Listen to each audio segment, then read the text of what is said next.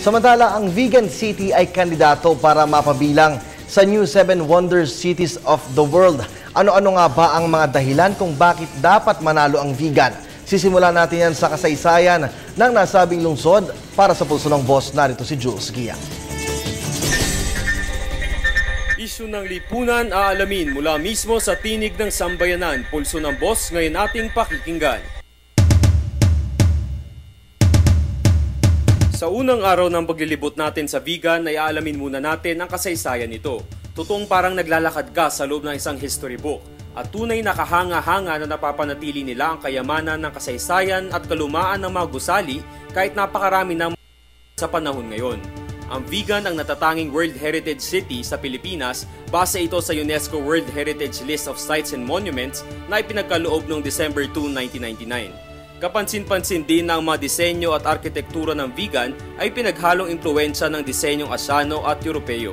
So bakit ba sobrang sikat nitong kalsada nito? Itong kalsada ng? Kali Crisologo, sir. Kali Crisologo. Sino ba muna si Crisologo? Bale, yung Crisologo kasi siya po yung first civil governor po dito sa Ilocos Sur, sir. Okay. So, kaya pinangalan sa kanya to. Okay, so maya-maya mga boss, tutuklasin natin yung napakahaba at napakagandang kalsadang to. Ayan. So later on mga boss, malalaman natin kung paano tayo makakaboto. At saka syempre, 7 araw tayo mag-iikot dito sa vegan. Kaya malalaman ninyo ang iba't ibang matanawin, yung history, yung tradition, yung mga tao, at syempre lahat na magagandang mga dahilan kung bakit kailangan natin iboto ang vegan para mapabilang dito sa New 7 Wonder Cities. Kaya samahan ninyo kami.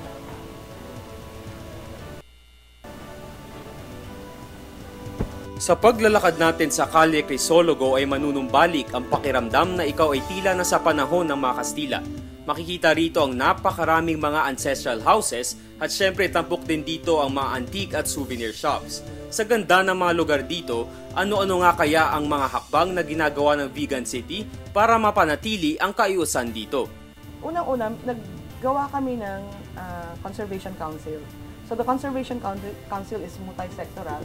Tapos, naggawa kami ng technical committee from that Conservation Council and nag-draft sila ng guidelines, detailed guidelines for the conservation of the historic center.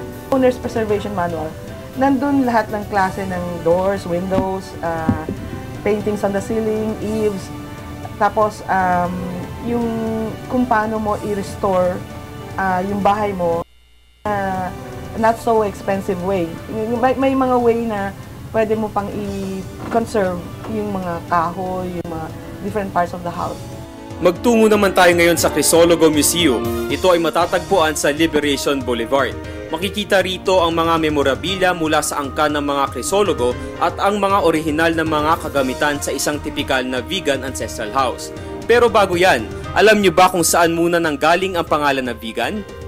Yeah, actually, before it was Ciudad Fernandina. Pero nung pumunta mga Espanyol, 1574 marami ito along the river banks.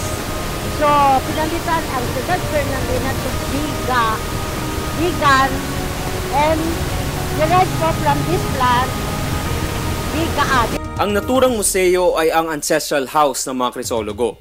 Dito tumira si Congressman Floro Singson Crisologo, ang pinakaunang kongresista ng vegan mula 1940 hanggang mabaril siya noong 1970. Makikita sa museo ang suot niyang damit nang pinapatay siya sa loob ng katedral ng vegan. Si Congressman Crisologo ang ama at autor ng Social Security System at ng Philippine Virginia Tobacco Law ng ating bansa.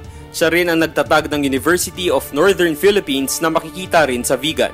Ilan lamang ito sa mga matatagpuang impormasyon sa Crisologo Museum.